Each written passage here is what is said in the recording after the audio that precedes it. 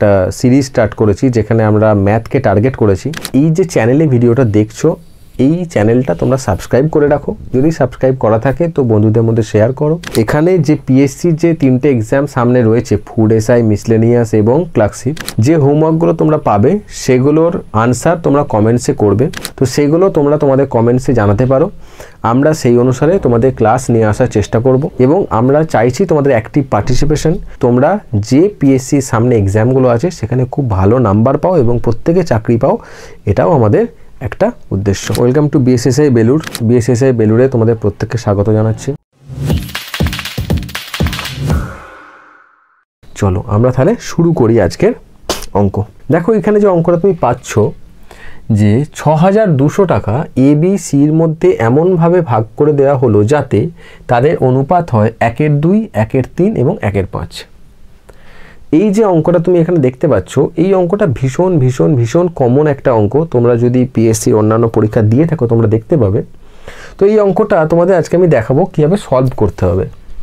6200 টাকা এবিসির মধ্যে ভাগ হচ্ছে, ঠিক আছে, এবং তাদের অনুপাত হচ্ছে 1/2, 1/3, 1/5। মুশকিল হচ্ছে যদি তোমরা এটাকে এভাবে পেতে যে ঠিক আছে কোনো ব্যাপার নয়, 3, 2 আর 5 অনুপাত বা 2, 3 আর 5 অনুপাতে ভাগ হলো, তাহলে তোমাদের কাছে অঙ্কটা অনেকটা সহজ হয়ে যেত। কিন্তু প্রশ্নটা একটু ঘুরিয়ে দেওয়ার জন্য 1/2, 1/3, 1/5 করে দিয়েছে। তাহলে সেক্ষেত্রে আমরা অঙ্কটা সলভ করবো কীভাবে? দেখো এই যে অনুপাতটাকে আমি যদি সিম্পলিফাই করতে পারি তাহলে অঙ্কটা আমাদের সিম্পলিফাই হয়ে যাবে। তাহলে এই অনুপাতটা সিম্পলিফাই করার জন্য কি করব, এই যে হরগুলো রয়েছে না, জানো তো যে কোনো ভগ্নাংশের এটাকে বলে লব আর এটাকে বলে হর, তাই না? এটাকে বলে লব, এটা বলে হর। তাহলে এই যে হরটা রয়েছে না, এই হরের এলসিএম বা লসাগু নিতে হবে। এই হরের এলসিএম বা লসাগু নিতে হবে। তাহলে 2, 3 আর 5-এর লসাগু নিতে হবে। 2, 3 আর 5-এর লসাগু কত হবে? 30। 2, 3 আর 5-এর লসাগু কত হবে? 30। তাহলে এই যে 30 হলো, যে লসাগুটা হলো না, এই লসাগুটাকে প্রত্যেকটার সাথে গুণ করতে হবে। তাহলে A/B/C কত হবে? 1/2 গণিত 30। এই 30টা কোত্থেকে এলো? 2, 3 আর 5-এর লসাগু। 2, 3 আর 5-এর লসাগু, ঠিক আছে। বি এর মান কত হবে? 1/3 গণিত 30। সি এর মান কত হবে? 1/5 গণিত 30। এবার তুমি পাবে, দেখো 2 দিয়ে কাটো 15, 3 দিয়ে কাটো 3 10 30, 5 দিয়ে কাটো 5 6 30। তাহলে কত আসছে? 15:10:6। 15:10:6। তাহলে এবিসি রেশিওটা তুমি কত পেলে? 15:10:6। তাহলে এটা অনেকটা সিম্পলিফাই হয়ে গেল অঙ্কটা, বোঝা গেছে? তাহলে এবার হচ্ছে যে তাহলে 15:10:6 মানে এই অনুপাতে পাচ্ছে। তাহলে এরা টোটালে আমি যদি বলি A plus B plus C তিনজন মিলে কত টাকা পাচ্ছে? কত ইউনিট? রেশিও মানে কি? প্রত্যেকটা একক তো। তাহলে 15, 10 আর 6 কত পাবে? 15, 10 প্লাস 15 প্লাস 6। তাহলে কত হবে এখানে?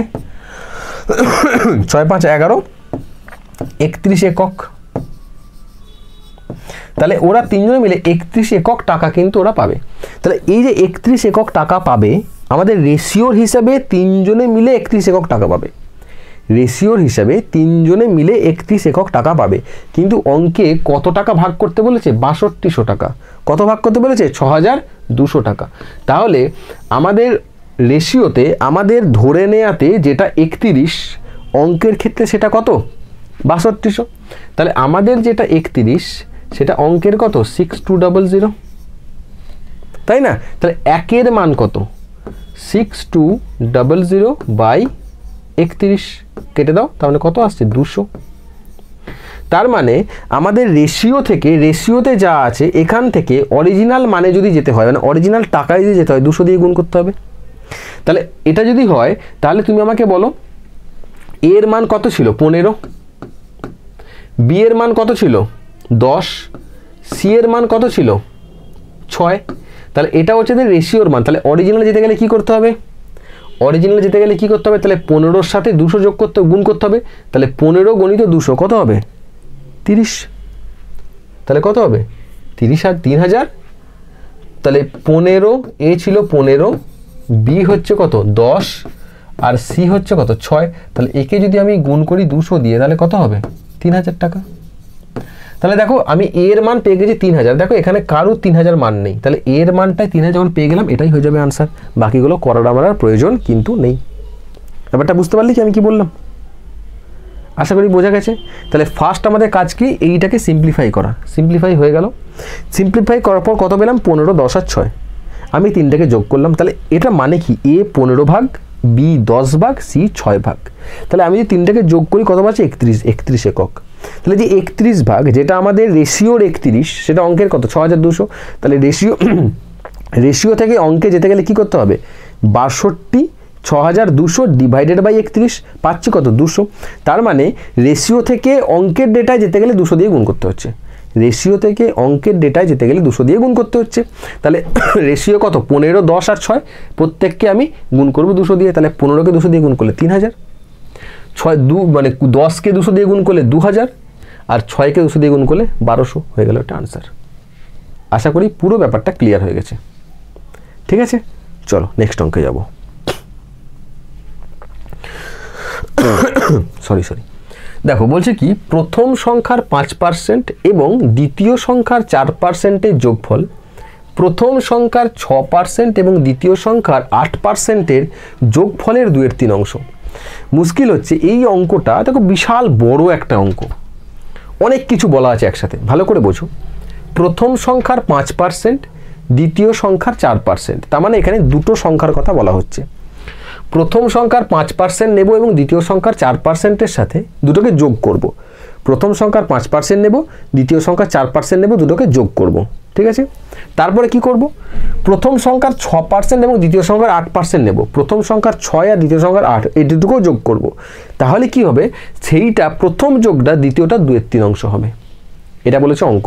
তাহলে বলছে প্রথম এবং দ্বিতীয় সংখ্যার অনুপাত কত। আমরা একটা কাজ করি, প্রথম সংখ্যাটাকে আমি ধরে নিই x আর দ্বিতীয় সংখ্যাটাকে আমি ধরে নিই y, আমি ধরে নিতেই পারি। তাহলে প্রথম সংখ্যার 5% যেটা বলেছে আমি জাস্ট সেটাই লিখব। প্রথম সংখ্যার 5% মানে কি x এর 5%, দ্বিতীয় সংখ্যার 4%, দ্বিতীয় সংখ্যার 4%। তাহলে প্রথম সংখ্যার 5%, দ্বিতীয় সংখ্যার 4%-এর যোগফল যোগ করেছি। প্রথম সংখ্যার 6%, তার মানে x এর 6%, এবং দ্বিতীয় সংখ্যার 8%, এবং দ্বিতীয় সংখ্যার 8%-এর যোগফলের 2/3 অংশ। এটাই তো বলেছে। প্রথম সংখ্যার 5%, দ্বিতীয় সংখ্যার 4%, এবং প্রথম সংখ্যার 6%, প্রথম সংখ্যার 6%, 1 মিনিট দাঁড়াও, 6%, এবং দ্বিতীয় সংখ্যার 8% হচ্ছে এইটার 2/3। ক্লিয়ার? এবার তুমি আমাকে বলো এখানেও পার্সেন্টেজ, এখানেও পার্সেন্টেজ, এখানেও পার্সেন্টেজ, এখানেও পার্সেন্টেজ, তাহলে আমি পার্সেন্টেজগুলো হাটিয়ে দিতে পারি, কোনো অসুবিধা নেই। ঠিক আছে, তাহলে আমি কি বলতে পারি এটাকে 5%, এটা 4%, এটা 6%, 8%, তাহলে পার্সেন্টেজ আমি হাটিয়ে দিলাম। তাহলে আমি এখানে কি বলতে পারি 5x + 4y × 3 সমান 2 × 6x + 8y। এই তিনটা নিচে আছে, এই তিনটাকে আমি গুণ করে দিলাম, এখানে নিচে আছে হরে আছে। তাহলে এই যখন হর থেকে যখন এই সাইড চেঞ্জ করে, মানে এটা কোন দিকে ডান দিকে আছে হয়ে যাবে বাঁ দিকে, তাহলে যখন বাঁ দিকে আসবে ভাগ আছে হয়ে যাবে গুণ, তাহলে তিনটা গুণ হয়ে গেল এখানে। ক্লিয়ার? বোঝা গেছে? তাহলে তুমি আমাকে বলো কি হবে 5 × 3x। বন্ধনীর বাইরে যদি কোনো সংখ্যা থাকে সেটা মানে কি এই সংখ্যাটাকে দিয়ে পুরো বন্ধনীর সংখ্যাটাকে গুণ করতে হয়, এটা আমরা জানি। তাহলে কত হবে 15x + 12y সমান 12x + 8 × 2 = 16y। তাহলে এখান থেকে আমি বলতে পারি 15x - 12x, কারণ কি এই 12xটা কোন দিকে আছে ডান দিকে, তাহলে এই যখন ডান দিক থেকে বাঁ দিকে আসবে কি হবে এর সিম্বল চেঞ্জ হয়ে যাবে, মানে চিহ্ন চেঞ্জ হয়ে যাবে। তাহলে 12x কি আছে পজিটিভ, কিছু নেই মানে পজিটিভ, তাহলে এ যখন বাঁ দিকে আসবে হয়ে যাবে কি নেগেটিভ। ক্লিয়ার? সমান 16 ওয়াই ডান দিকে আছে অলরেডি, ডান দিকে, এটা ওর ঘর ডান দিকে, ও এখানেই বসে থাকবে। এই 12y আমি চেঞ্জ করে দেবো জায়গাটা। 12y কী আছে পজিটিভ, যখন জায়গা চেঞ্জ হবে কী হয়ে যাবে নেগেটিভ 12y। তাহলে তুমি এখান থেকে কী পাচ্ছ 12, 13, 14, 15, 3x ইজ ইকুয়াল টু কত হবে 4y। তাহলে x/y সমান কত হবে 4/3। এই জায়গাটা ভালো করে দেখো, 3x মানে কি 3 ইন্টু এক্স, 4y মানে কি 4 ইন্টু ওয়াই। তাহলে তুমি যখন এক্স তো বাঁ দিকে রইলো, তুমি যখন এই ওয়াইটাকে টেনে ডান দিকে নিয়ে আসছো, কি আছে গুণ চিহ্ন আছে, এখানে কিছু নেই মানে কি আছে গুণ চিহ্ন, তাই না, এখানে গুণ চিহ্ন আছে। 1 মিনিট দাঁড়াও, এটা ভালো করে লিখে দিই, 4 ইন্টু ওয়াই, 4 ইন্টু ওয়াই, তাই না। আর 3x মানে কি 3 ইন্টু এক্স, তাহলে এখানে গুণ চিহ্ন আছে এখানে। তাহলে এই যে আমি যখন ওয়াইটাকে এদিকে নিয়ে আসবো, গুণ ছিল ভাগ হয়ে যাবে, আর এই 4টা তো ডান দিকে অলরেডি আছে বসে থাকবে। এই যে 3টা এ তো বাঁ দিক থেকে ডান দিকে যাবে, তাই ডান দিকে গেলে কী হবে গুণ ছিল ভাগ হয়ে যাবে 4 এর 3। তাহলে কি বলতে পারি x/y সমান কত হবে 4/3। কত হবে 4/3। দেখো অপশানে কোথায় আছে 4/3, এই হচ্ছে 4/3। তাহলে বলো তুমি এই যে এত বড় অঙ্কটা, ঠিক আছে, তুমি তো পরীক্ষার খাতে তুমি তো এতটা করবে না, তুমি তো এটা অনেকটা শর্ট করতে পারবে, তাই না, অনেকটা শর্ট করতে পারবে। তাহলে এই যে পুরো অঙ্কটা, এত বড় অঙ্কটা, এত জটিল অঙ্কটা সহজে বোঝা গেল, আশা করি বোঝা গেছে জিনিসটা, কোনো সমস্যা হবে না। যা লেখা আছে যা সেভাবে করলাম, ঠিক আছে। তোমরা এটা একবার যদি বুঝতে না পারো আরেকবার রিমাইন্ড করে দেখো, আমি খুব ধীরে ধীরে বলেছি, আশা করি বুঝে যাবে, কোনো সমস্যা হবে না, ঠিক আছে। চলো চলো পরের অঙ্ক দেখো। বলছে 395 টাকা এ, বি এবং সি এর মধ্যে এমনভাবে ভাগ করা হলো যাতে বি এর 25% বেশি এবং সি এর থেকে 20% বেশি টাকা পায়, ঠিক আছে। তাহলে 395 টাকা এ, বি, সির মধ্যে ভাগ করা হচ্ছে এমনভাবে যাতে বি এর থেকে 25% বেশি পায় এবং সি এর থেকে 20% বেশি টাকা পায়। এ কত টাকা পাবে, কী করে করবো আমরা? এখানে কিন্তু কোনো ডিরেক্ট কোনো রেশিও কিন্তু তোমাদের দিয়ে দেয়নি এখানে, তাই না। তাহলে রেশিও আমাকে বের করতে হবে কি করে। বি এর থেকে 25% বেশি টাকা পায়। তোমরা যদি সিরিজটা দেখে থাকো প্রথম থেকে অঙ্কগুলো, তাহলে দেখবে আমরা সেট 2তে এবং সেট 3তে মোস্ট প্রবাবলি আমরা কিন্তু এই ধরনের জিনিস বলেছি তোমাদেরকে যে এটা কীভাবে সলভ করতে হয়, ঠিক আছে। কি বলছে বি এর থেকে 25% বেশি পায়, কার থেকে বেশি পায় এর থেকে। তাহলে যার রেসপেক্টে হবে, এর রেসপেক্টে বলেছে, তাহলে যার রেসপেক্টে হবে তাকে কত ধরতে হয় সবসময়, যার রেসপেক্টে তাকে ধরতে হয় 100। তাহলে যার রেসপেক্টে বি এর থেকে 25% বেশি, তাহলে কার রেসপেক্টে এর রেসপেক্টে, কার রেসপেক্টে এর, তাহলে এ কে ধরবো আমি 100। তাহলে বি কত পাচ্ছে 25% টাকা বেশি পাচ্ছে, তাহলে 100-র 25% কত 125। তা আমি যদি কাটাকুটি করি তাহলে কত হবে 25 দিয়ে, 4 25-এ 100, 5 25-এ 125, তার মানে 5:4। বোঝা গেছে। তার মানে কি এর মান কত 4, বি এর মান কত 5। তাহলে আমি বলতে পারি যে A/B সমান কত 5:4। এ না 4:5, সরি, কারণ এটা উল্টে যাবে। A/B সমান কত হবে 4:5, কারণ এর মান 4, বি এর মান 5। বোঝা গেছে। আবার পরেরটা এসো, এবং সি এর থেকে 20% বেশি। কে সি এর থেকে 20% বেশি? বি, কারণ বি এর থেকে 25% বেশি এবং সি এর থেকে 20% বেশি। তাহলে তুমি যদি লেখো বি আর সি, তাহলে কি হবে বি সি এর থেকে 20% বেশি। কার থেকে? সি এর থেকে। তাহলে সি কত হবে 100, যার থেকে বেশি সেটা 100। বি সি এর থেকে বেশি, তাহলে সি কত 100, তাহলে বি কত হবে 20% বেশি, মানে 120। কাটাকুটি করো, 2 6 12, 2 5 10, তাহলে বি সমান 6, সি সমান 5। তাহলে আমি কি বলতে পারি B/C সমান কত হবে 6:5। তাহলে কি পেলাম A/B সমান 4:5, B/C সমান 6:5। এটাই পেয়েছি আমি, তাই তো পেয়েছি। ওকে, এবার দেখো তাহলে আমাকে কি বের করতে হবে, এরা তিনজনে কে কত টাকা পাবে, নাকি বলেছে এ কত টাকা পাবে। ঠিক আছে, কোনো সমস্যা নেই।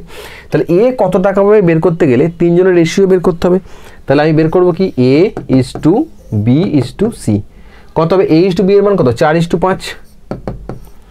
b/c এর মান কত? 6:5। তাহলে এখানে বসাও 5, এখানে বসাও 6, তাহলে কত হবে? 6 4 24, 6 5 30 আর 5 5 25। তাহলে কত হচ্ছে? 20 20 40 30 50 আর 9 59। তাই তো 4 আর সরি ভুল করলাম মনে হচ্ছে।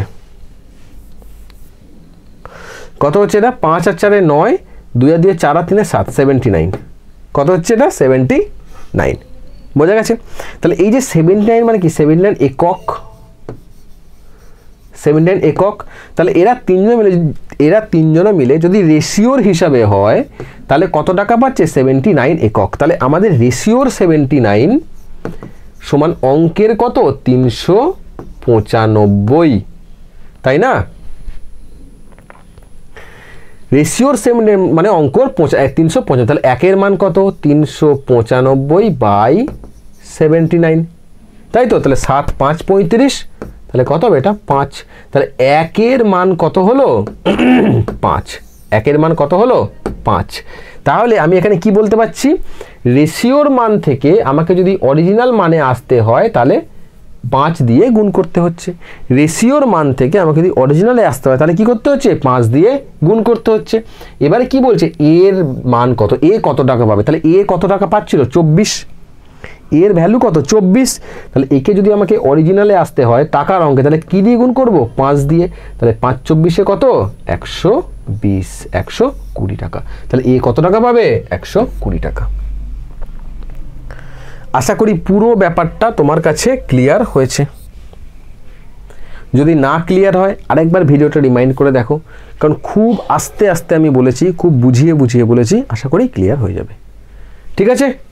পুরো জিনিসটা ক্লিয়ার? চলো নেক্সট অঙ্কে যাব। দেখো বলছে কি, দুটি সংখ্যার অনুপাত 5:4। দুটি সংখ্যার অনুপাত 5:4। যদি প্রথম সংখ্যার 40%-এর মান 12 হয় তবে দ্বিতীয় সংখ্যার 50%-এর মান কত হবে? দুটি সংখ্যার অনুপাত 5:4।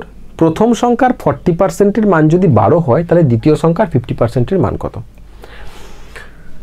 দুটো সংখ্যার কোনোটাই কিন্তু বলে দেয়নি আমাকে, ঠিক আছে? তাহলে কি একটাই ডেটা আমাকে বলেছে প্রথম সংখ্যার 40%-এর মান হচ্ছে 12।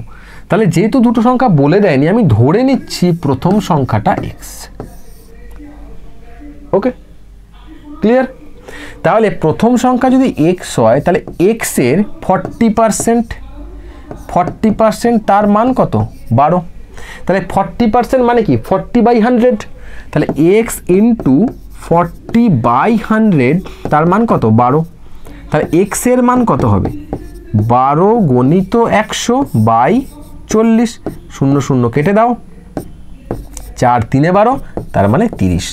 তার মানে আমি বলতে পারি x এর মান হয়ে গেল কত? 30। ওকে, এবার দেখো দ্বিতীয় সংখ্যাটাও আমাকে বার করতে হবে, কারণ প্রশ্নে চেয়েছে দ্বিতীয় সংখ্যার 50% কত। এবারে দ্বিতীয় সংখ্যাটা এই ধরনের কিছু বলা নেই আমাকে, কিন্তু একটা জিনিস বলা আছে, দেখো দুটি সংখ্যার অনুপাত 5:4।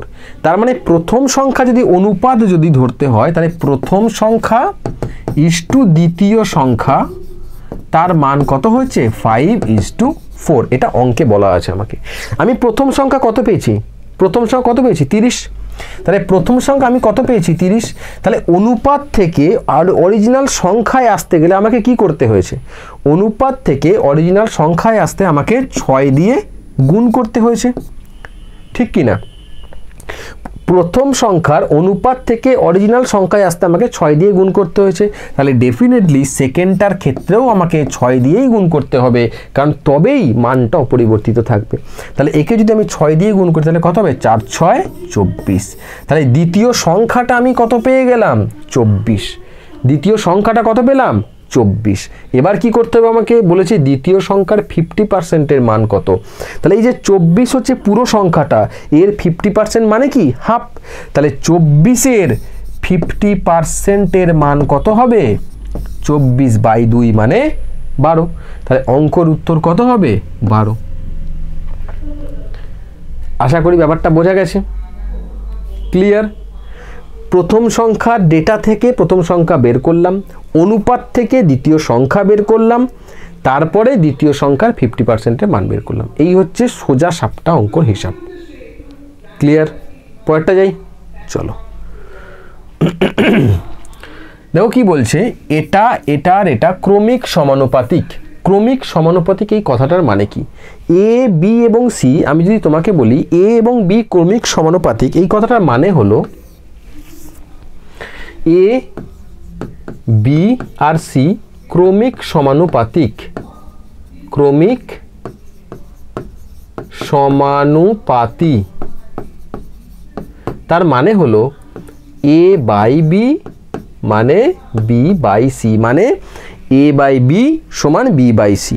তাহলে যতগুলো সংখ্যা তোমাকে বলি এ বি সি ডি ক্রমিক সমানুপাতিক, তোমাকে বললাম ধরো এ বি সি ডি ক্রমিক সমানুপাতিক, তাহলে এই কথাটা মানে কি দাঁড়ায়? এ বাই বি সমান বি বাই সি সমান সি বাই ডি, এরকম চলতেই থাকবে। তাহলে ক্রমিক সমানুপাতিক মানে কি? প্রত্যেকটা দুটো সংখ্যা তাদের সঙ্গে সমানুপাতে অবস্থান করছে। বোঝা গেছে? এ বাই বি সমান বি বাই সি সমান সি বাই ডি, এটা মানে হলো ক্রমিক সমানুপাতিক। ওকে, এবার দেখো, তাহলে ক্রমিক সমানুপাতিকের কনসেপ্টটা আশা করি তোমার কাছে ক্লিয়ার। তাহলে এবার আমাকে কি করতে হবে? এই যে সংখ্যাগুলো আমাকে বলেছে ক্রমিক সমানুপাতিক, তাহলে আমাকে এখান থেকে কার মান বের করতে হবে? এক্স এর মান আমাকে বের করতে হবে। তার মানে কি? 2/2 plus x, 2 plus x, 2 plus x by 8 plus x, 2 plus x by 8 plus x. তার কারণ কি? এটা আমি বলবো প্রথম সংখ্যা, এটা দ্বিতীয় সংখ্যা, এটা তৃতীয় সংখ্যা। তাহলে প্রথম সংখ্যা বাই দ্বিতীয় সংখ্যা সমান কি হবে? দ্বিতীয় বাই তৃতীয়। তার মানে 8 plus x by 26 plus x. তাহলে প্রথম বাই দ্বিতীয় সমান কি হবে? দ্বিতীয় বাই তৃতীয়। ক্লিয়ার? তাহলে এখান থেকে আমি কি পেতে পারছি? দেখো এখান থেকে কি পাবো? 26 প্লাস এক্স, কারেক্ট। তাহলে এখান থেকে কি পাবো? 8 প্লাস এক্সের হোল স্কোয়ার পেতে পারি, কারণ 8 প্লাস এক্স, আমি যদি গুণ করি, বজ্র গুণন যদি আমি করি এভাবে, ঠিক আছে? আমি কীভাবে গুণটা করছি তোমার দেখিয়ে দিচ্ছি। আমি কীভাবে করছি? এটার সাথে এটা গুণ, এটার সাথে এটা গুণ, তাই না? তাই যদি হয় তাহলে কি আসবে? সমান 2 plus x into 26 plus x, 2 plus x into 26 plus x. এবারে তুমি এখানে একটা কাজ করতে পারো, তুমি ডিরেক্ট অপশন টেস্টও করতে পারো, তুমি এখানে অঙ্কটা সলভও করতে পারো।